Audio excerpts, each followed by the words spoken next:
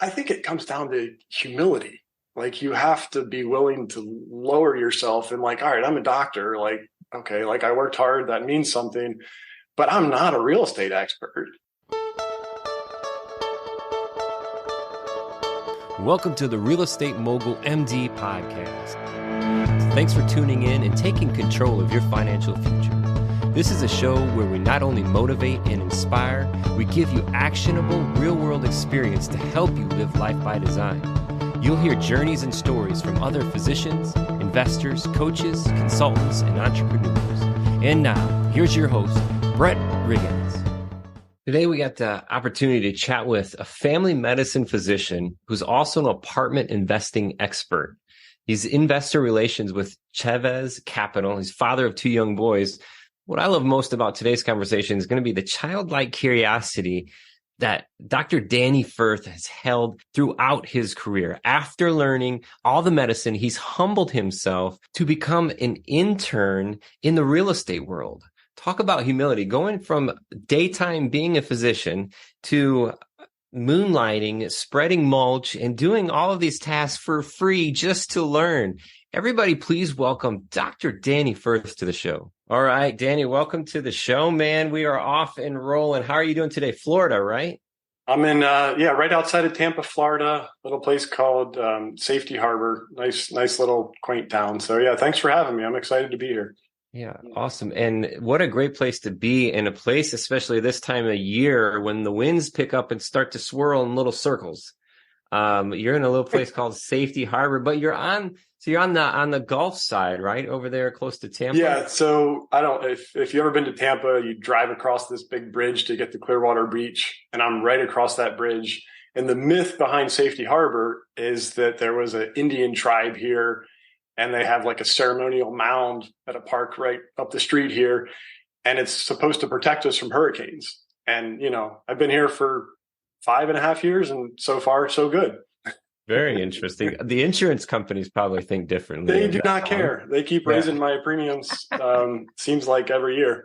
Yeah. And I'm sure we're going to dive into that a little bit, being that, Danny, you have this little thing called the multifamilymd.com. So I definitely want to jump into that as we get going here. But I always love starting the conversation because you are Daniel Firth, MD. You are a physician and you're a real estate investor. So I always love to start talking about your medical journey first. Sure. One thing that I love about having these conversations is sharing the journey. Everybody's journey is just a little bit different, but the path tends to have similarities. And when we share those similarities, maybe we can trigger or engage other people to jump faster into the things that we wished we would have done. So tell us a little bit about your medical journey from the start, and then where are you at now? So, there's a lot of places you can start with that, but like a lot of people, I went to undergrad because that's what you do. You're supposed to go undergrad. I was not one of those guys who, when I was 7, I had a stethoscope and I was like, I'm going to be a doctor. I thought I wanted to be a teacher. And then I had a chiropractor family friend kindly tell me that, being a teacher is great, but you're going to make $40,000 or $50,000 a year. And that's fine, but things will be harder. So then, I started looking at other things. My dad had a heart attack, so I got to meet some docs, and eventually just realized, like, hey, being a doctor, you're also a teacher. You can formally be a teacher if you teach academics, but you're always teaching patients. And I also realized that it was a lot more interesting because things were always changing. And I wasn't just going to be teaching, American history over and over again. So that's how I got interested. Moved from Maryland down to Gainesville, Florida, became a Gator, and ended up staying on as a 8-year Gator. So undergrad, med school there, got married, went out to Arizona for my family medicine residency. Well, I went up to Minnesota to follow my wife while she's a neurologist while she was training with Mayo Clinic up there. And I worked for Mayo for 3 years. And then eventually, once we had some choice in where we were going to live, we came back to Florida. And so we've been in, Safety Harbor since 2018. And I work full time as a doc, but I have kind of a strange job. I work as a hospitalist, which, that word probably means something to maybe, your listeners, it means a lot to them, but to the lay person, it just means I'm a primary care doctor who only works in the hospital. So I work 7 days, and they're long days, but then I'm off for 7 days. So I have a little bit more flexibility. And that is how I kind of got started down this real estate path. Is those weeks off, I was like, well, what else could I be doing with my time? Like, how should I be, investing my money? And so that's how I ended up, at least having the flexibility to get into real estate.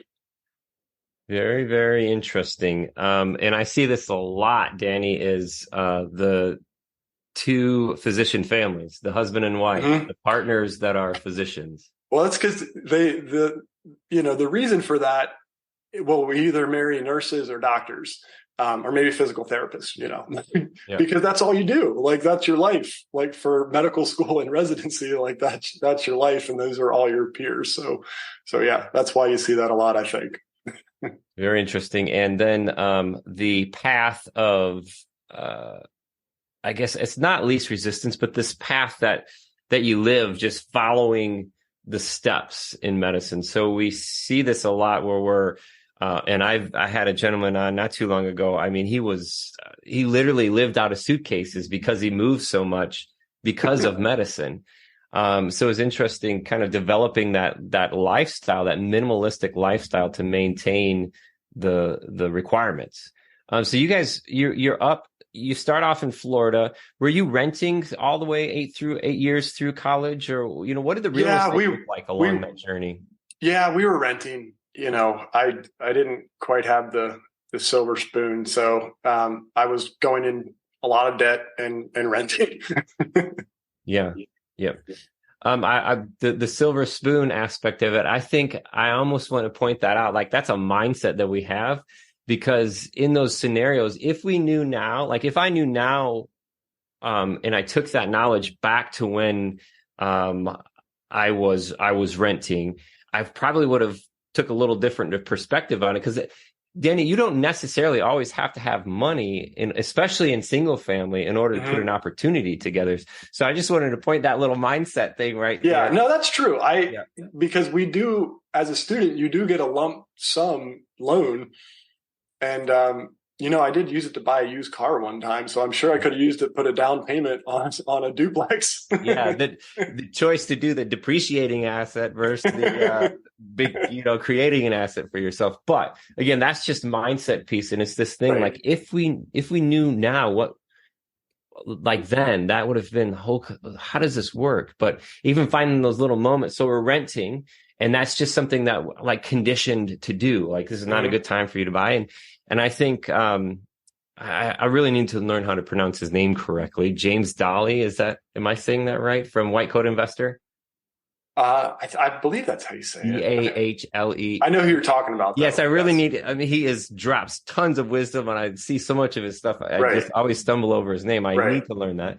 But one thing I loved about he said one time is like, you need to have a stable life and a stable wife, basically, in order to buy a house. That's when you can buy a house. Because if you're struggling with one of those things, now I'm paraphrasing, is probably a little bit different. But if you think about it, if you have a stable job, meaning stable life, and then a stable partner, that's a good time to buy. And when we're going through college, right, we don't have these things. So typically we're conditioned, and it's maybe the best for us that we're not purchasing real estate during those times. So we tend to find ourselves renting. And then you probably followed that path when you went up to Minnesota then? Minnesota, we did get a little smarter. We bought a townhome, and then I was not real deep into real estate at that point. I was still dabbling in some other things, and my dad dragged me into some MLMs he was in. So you know how that goes, I'm sure. Yeah. But we were smart enough to hold on to it, and we rented it after we left. So but then, being a long distance, land baron, has some challenges. So we ended up holding it for about a year and then we sold it. But, now do I wish I held it now that Rochester is bigger and it's like even more of a destination medical center at Mayo? Like, yeah, I wish I did, but can't go back. No, but we can use that going forward. Just remember that. And right. You recently, what I've been looking at is like, I never want to sell anything. It's always an interior battle that I have when I'm selling real estate. It's like, no. But some regards, it's good because then you can capture an exchange. I've been calling that like that flip it exchange. Right. There's a great book. Brandon Turner put together an awesome book from Bigger Pockets about single family rentals, and just that idea of setting out a 5-year plan. And even if it's like, say you're going through residency or, you start attending, you're acquiring an asset, and just look at that as a 5-year plan and say, okay, then when I do turn this, I'm going to capture that equity, but making sure that we're going to roll that into more investments is the key piece. Right. Yeah. So we've got this place in Minnesota, and then we moved back to Florida because you're probably like me, Danny. I love palm trees and sunshine. There's just something about the world to me that's better when the weather is nice. That. And, Florida was, I'd been there since I was 18, besides leaving for training. So I just gotten used to it. I met my wife there. All her family was in Florida. And the other immediate reason we came back is she was doing a fellowship. So she was doing an extra 2-year fellowship back. So we were back in Gainesville, for another 2 years. And so, so we bought a house in Gainesville, cause at that point I was working, I had some money. And then it was probably 6 months or so after back in Gainesville that I started really getting interested in multifamily real estate. I'd always thought about real estate. My dad had his own real estate company for a while before he doubled down too many times and went bankrupt. But so on that, when you say doubled down and went bankrupt, do you mean that he over leveraged himself? He over leveraged. So my dad, he was a great salesman, good businessman, but he thought the good times wouldn't stop. And so he sold single families, sold lots, made a lot of money. And then he got into condo projects and building new condos. And who knows, he went a little crazy. He had invested in a diamond mine in Venezuela. Oh, wow. So, but he got over leveraged, and then the savings and loan scandals hit in the 80s.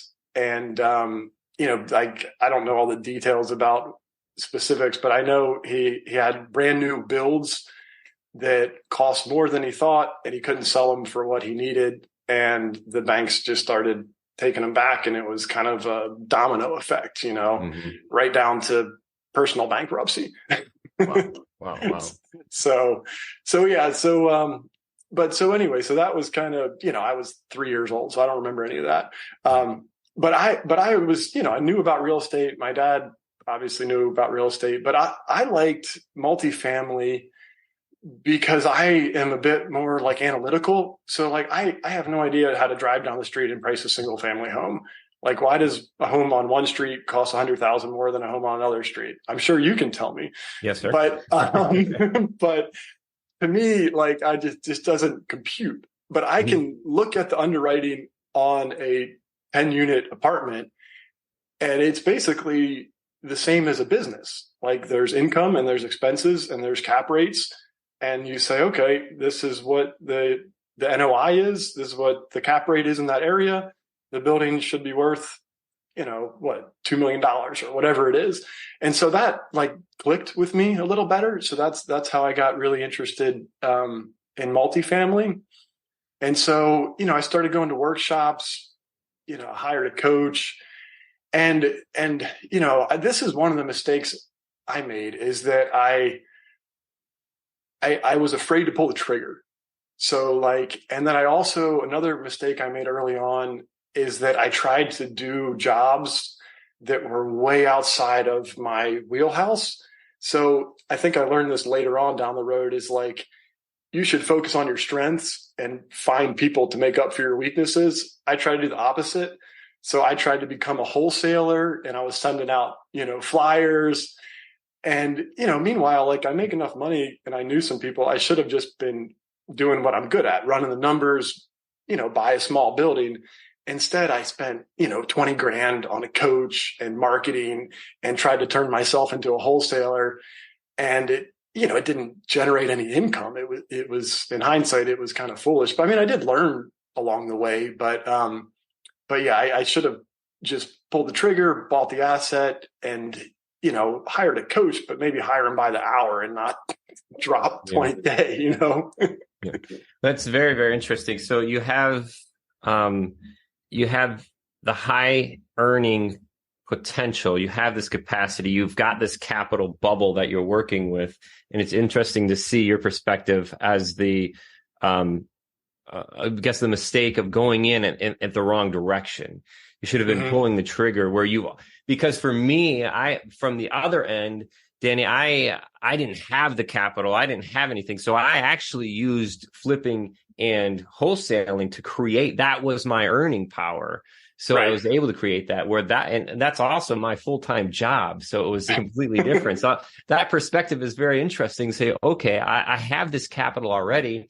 I would never suggest, I get that question asked to me a lot. And I have physicians come to me asking me, I've been thinking about doing this. I'm like, go ahead. If you want to, I would not suggest that you do that, because look what you're injecting yourself into. And it's just like, and you're going to try to be a physician on top of that. I feel your pain, man. I feel your pain. Right. Well, so fast forward a few years, and I'll kind of tell you how this story starts to change. We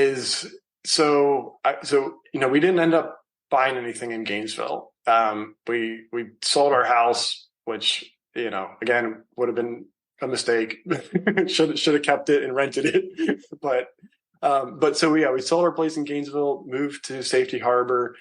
I did buy a single or a condo, and that was fine. Rehabbed it. But then then we had some more money saved up, and I was about to buy a 12-unit apartment and just run it myself. And I was like this close, so I was going to sell my Bitcoin, my Ethereum, pull out our savings, and I was going to pull the trigger. But then I had a tenant at the single family that was like not a good tenant. And it was pain, and like he was late, and like I was getting notices from the condo board that he was doing stuff he shouldn't be doing. And so I'm like, wait a minute, like this is one person. And I'm about to self-manage a 12-unit apartment.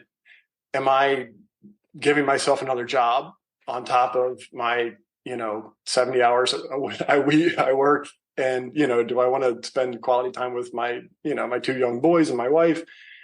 And so the conclusion I came to was no. And so no. So what I did instead is I took that money and I actually invested it in other people's real estate syndications. So a couple in Texas, I wrote a check to, some in North Carolina. There was a storage unit project out in the Midwest. And so I basically just split that money up and became a passive investor, and instead of, actively running my own projects. So the wholesale approach is kind of similar. And I always say that there's no such thing as passive income. That's always requiring something. But there's a spectrum. When we talk about wholesaling, when we talk about self-managing a rental, the full flip where you're doing the work, like this is the active of the actives. Right. And when you say wholesale and then you say self-manage a rental, I mean, these are the other end of the spectrum. And then you pick up and you find yourself moved into the passive, the least active of the passive incomes, right? These limited partnerships. And investing in these where you could still feel or you could still benefit from certain things given the way the deals are structured. And I'm talking specifically about depreciation, right? Mm-hmm. So it's just an awesome way of shifting your perspective and focusing on something that is passive. Yeah. And then, and along the way, I mean, part of this story I didn't really tell is that I did essentially do like an internship on how to run apartments. So it's not like I was about to do something crazy that I never thought about. I met this guy, Brian Chavis, who this is what he's done for 20 years. And he's, teaches and coaches and consults all about multifamily. And so I met him. And then I started going to his apartment. He had a 28 unit apartment down in St. Pete. And so I would go down there 2 or 3 times a month and basically shadow him. And I learned how to use, the back end software and actually helped him, like show some of the units and basically to learn like, how do you do this before I jump into it? And so it was a great learning experience. And he taught me a lot, and we're still friends. And then eventually, he ended up starting a syndication and fund on his own. And so that's how I kind of came full circle back to more active, but Working active in a different way, active in something that I feel like suits me more, where, my role is to understand these projects and know the numbers and know people who have money who want to invest, rather than being the day-to-day property manager. Which is just not, I think I could do it, but it doesn't fit my personality very well. I'm too conflict avoidant. Like, I know that about myself. Like, I don't want to put an eviction notice on somebody's door. And you have to do that if you're a property manager. You need to pay your rent, please. No? Okay. I'll come back next week. Yes. I think I'm not quite disagreeable enough temperamentally. Yeah.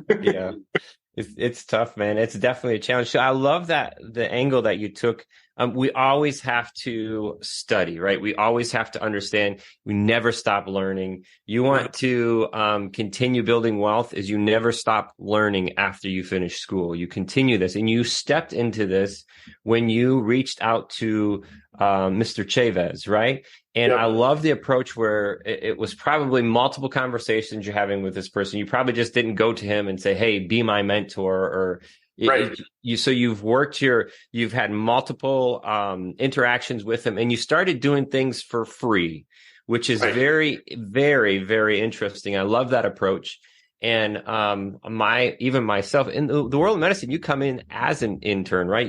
Residency, right? And you go through at the bottom of the totem pole. With no pay. And then you think about the earning potential after that, right? And it's it's human nature for us to feel like entitled to something when we're learning, right? And we don't apply that. We apply that very little in different pieces of the workforce, but you took that and you applied it in real estate, and I love it.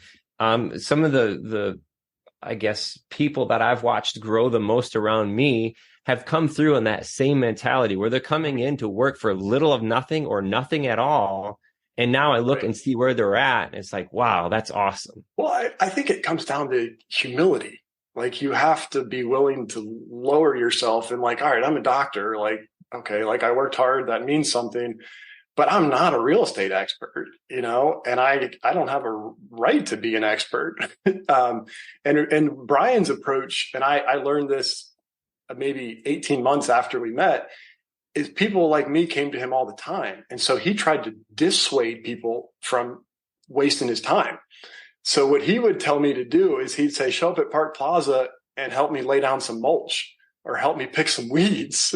So I didn't get to start doing the more interesting stuff of looking at the rent rolls and figuring out, how to do the expenses until probably 3 months. I was there every other week, literally watering plants, weeding, mulching, but I'd come with my day timer and I'd have old school written down questions about, things I wanted to know about.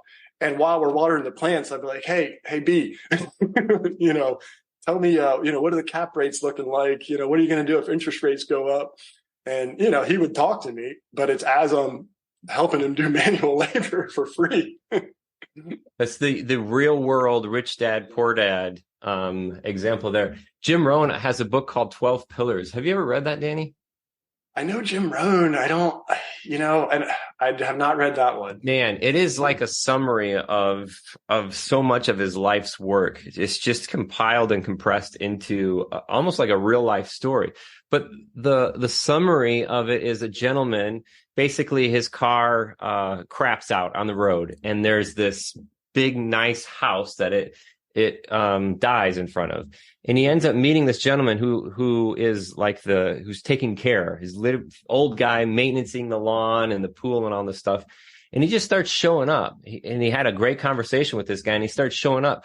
In those conversations, this gentleman is teaching him magical pieces. And these are the Jim Rohn bombs, that are dropped in. So that same idea of you working with Brian is that way of, hey, I'm doing this, but look at the value that's being provided. I'm providing value. It may be minute, and it takes humility to get there, right? Don't hurt your hands when you're doing that, as a physician doing some yard work. But what's happening is you're applying your ability to learn, that hunger, that desire, that passion, in just that 1 degree pivot. It's the same thing that you did to get into medicine, but the base of it's pivoted just a little bit. The content's pivoted a little bit. So wow, what a journey that was. So now, I would be interested to be a fly on the wall in those conversations on what happens when interest rates rise, right? What are cap rates, and what great conversations that happen doing yard work. Right. Well, now we know what happens. Yeah, absolutely. Hardest part for me is moving targets. Like if you acquisitions is mathematical. It's not emotional. You can pull that emotion out of there.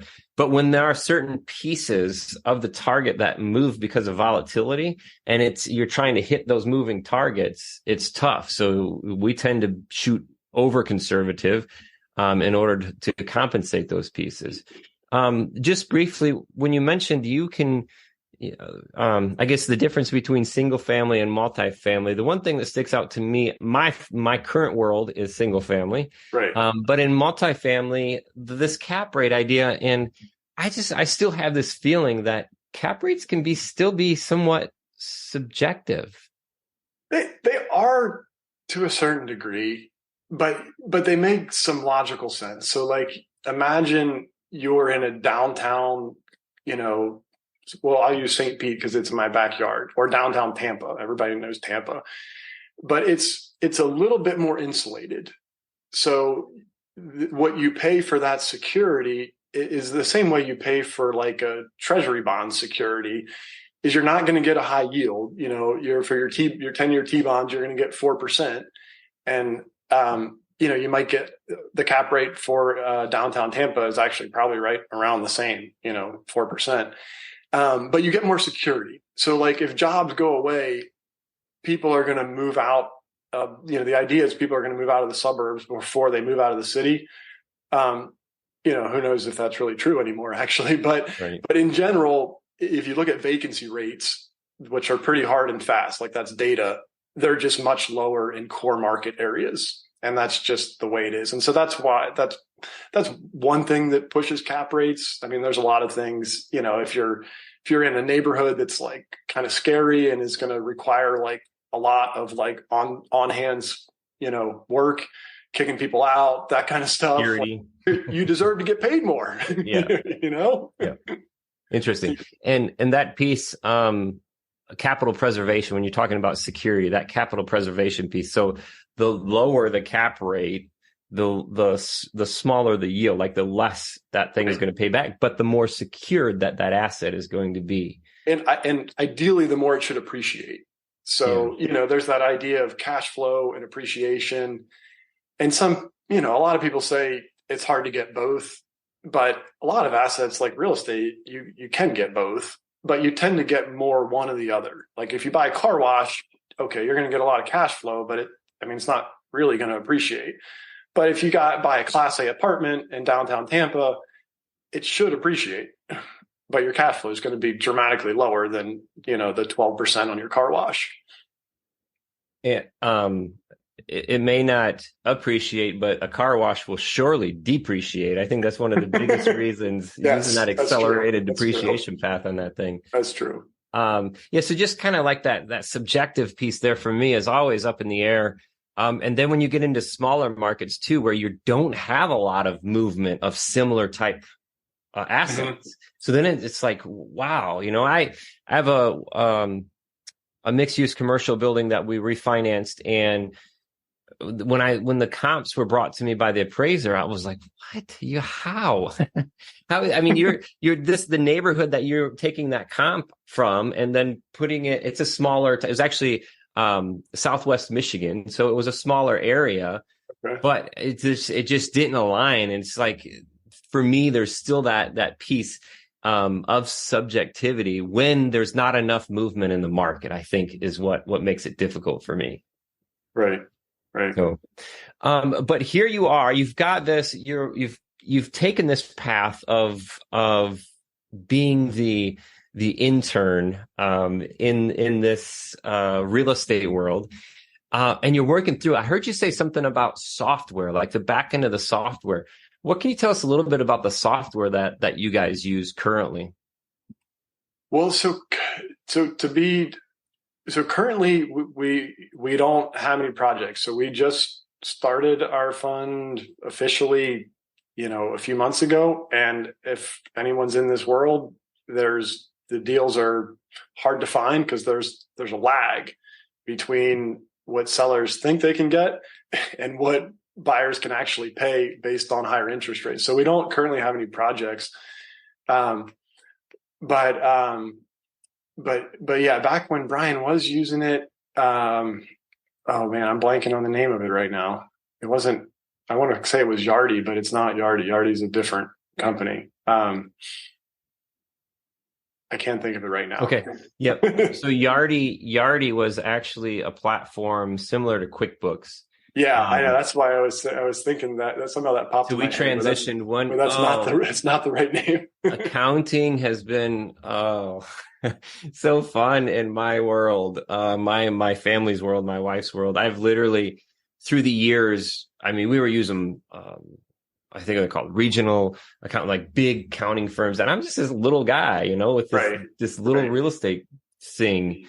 But man, just literally being brought to tears multiple times over the years when you realize the areas of inefficiencies. And, it's just like, and you're talking about moving commas, you're talking about hundreds of thousands of dollars, and it's just crushing.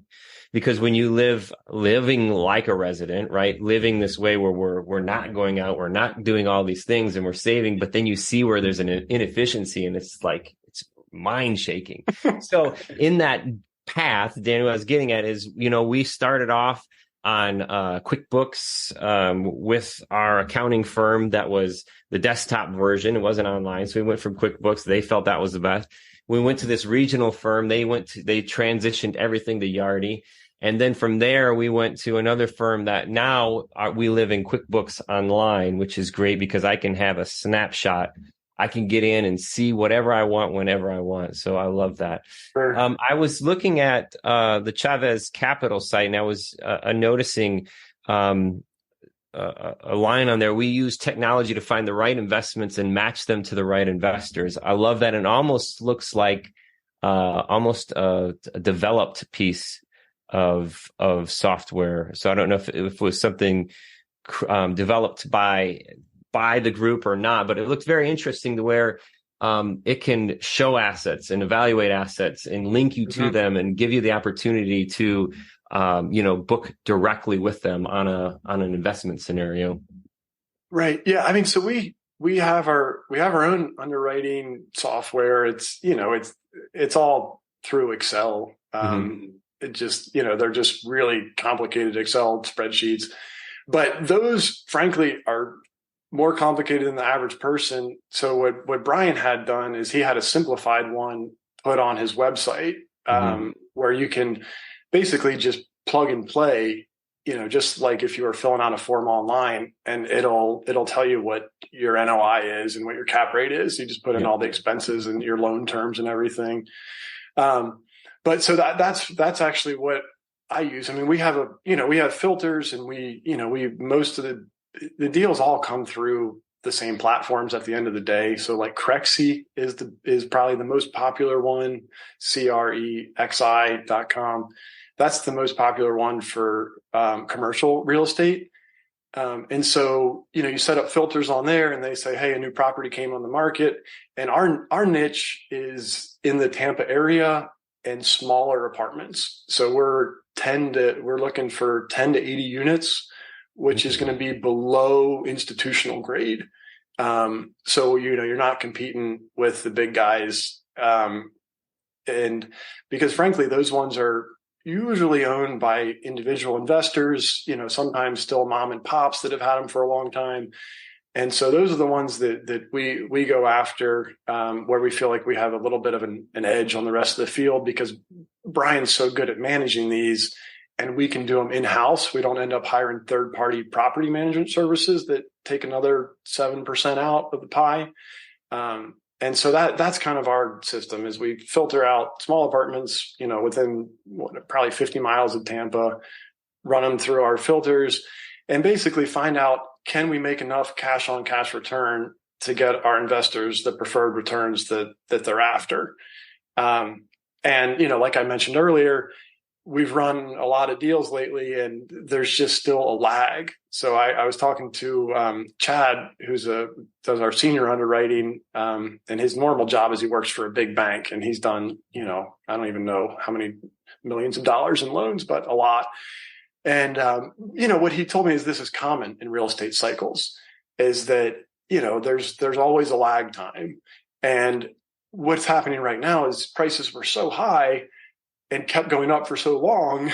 And now that interest rates are high, you just can't make them cash flow. Like, you just can't do it. If you're paying 7%, on your interest rate, and the property's only making 5 or 6%, then you got to put 60% down just to make it like cash flow a little bit, because you're losing on the interest. So, but what is going to happen, at least Chad's prediction, not mine. And Wall Street Journal actually wrote a piece on this maybe 6 months ago about the same thing, is that there is a lot of money in commercial loans coming due over the next few years to the tune of $1 trillion.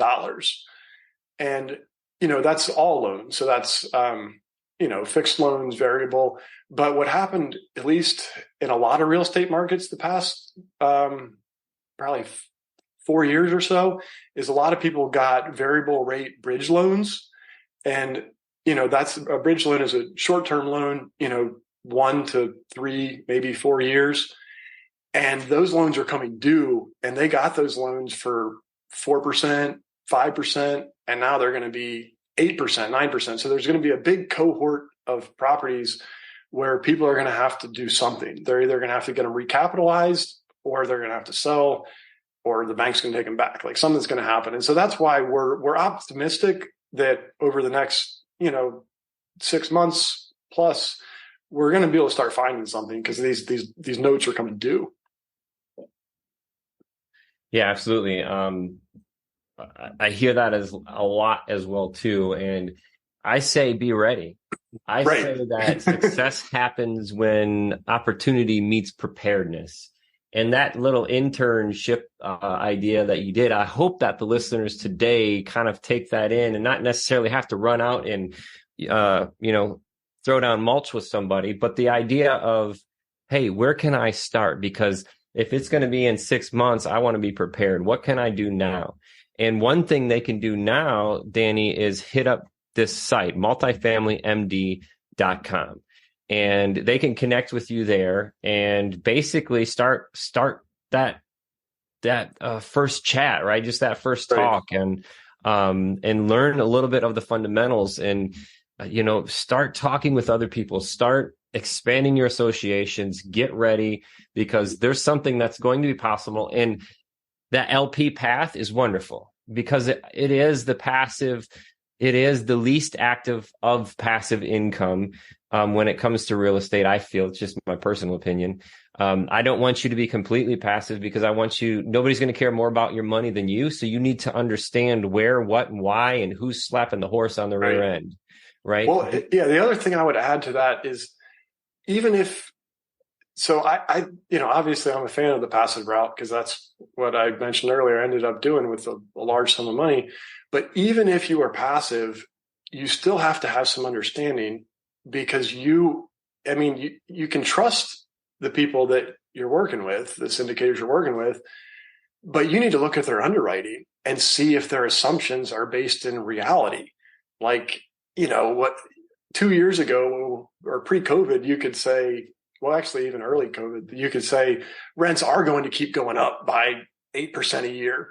But if that's what their projections say right now, like they're delusional. And so, if you look at the initial summary, you'll see the IRR is going to be this and the cash on cash is going to be this. But what you need to do is you need to look behind the scenes and make sure that the assumptions are reasonable and ideally conservative. The best people that do this are conservative. They underpromise and they overdeliver. And, that's part of why I started doing this is like, I had a lot of colleagues who were asking me about it. And, I would talk to them and have one-off conversations. But so now, I put up some videos, some blogs, and, obviously we have a syndication of fund that we're looking for investors, but I'm also happy to look at the underwriting on another deal that you found. So, you connect with me on my site, set up a call or send me an email, and I'm happy to look at things. And because I don't want people to make mistakes. I made one of the syndications I'm in. I don't know if it was necessarily a mistake, but I don't think anyone saw interest rates doing what they did. And I got in a deal where they got an interest rate and it was low. And now they have to purchase a new cap rate protection. And that's going to cost them way more money. And so they put my distributions on hold, which, basically means you're not getting any money, cash flow. Yeah. So, but, things like that. I mean, the interest rate, I don't know if anybody could have saw that coming, but some things you can see coming. So the point is, do your due diligence. If you don't totally understand it, find somebody who does before you write $100,000 check.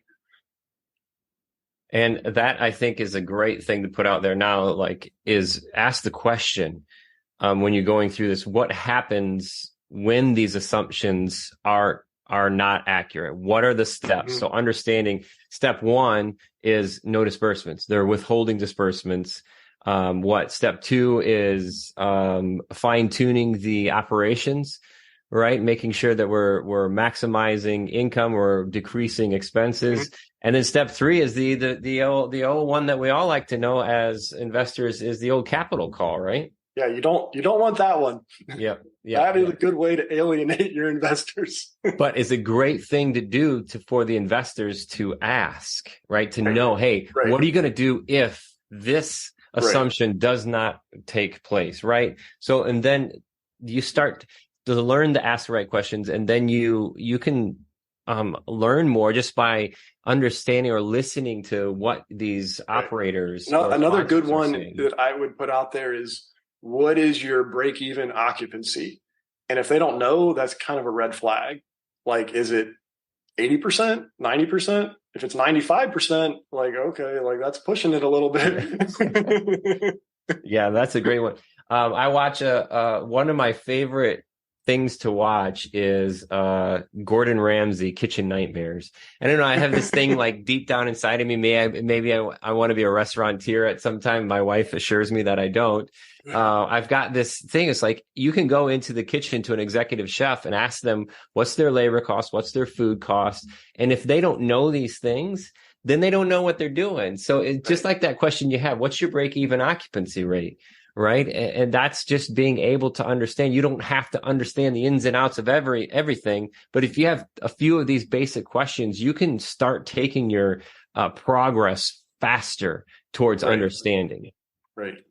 Cool. So we've talked a lot. I usually ask if the guests, if you could go back 10 or 15 years and talk to somebody in your in your same situation, what would you say? But I think that we've hit up on that a lot during this discussion, Danny. Mm-hmm. Yeah, I mean, I think that I'm pretty sure I mentioned it, but I essentially just would have not sold the single families, and just kept them and benefited from the depreciation over the years. I'm actually about to write a check to the IRS right now on all of our W-2 income, and it's a big check. And the passive income that you make from real estate, you do not pay 26% effective taxes on it. You pay single digits, usually less than 5% if you're doing it right.